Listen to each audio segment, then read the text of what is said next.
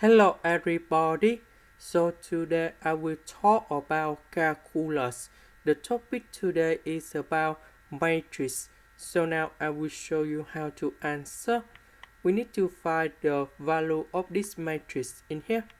So we have the matrix and we have A, B, C, D. So if we calculate about this matrix, that should be about A multiplied by D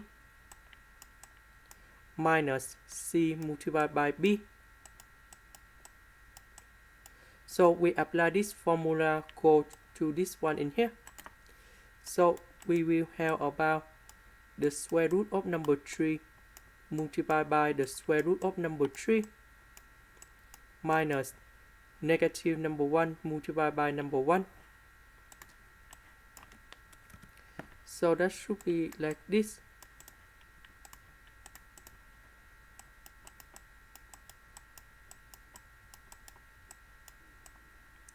To the power of 2001. This one we have number 3. Negative with negative, you got about positive. So we have positive number 1. 3 plus 1, you got about 4. And this is the final answer. This is the end. Thank you for watching.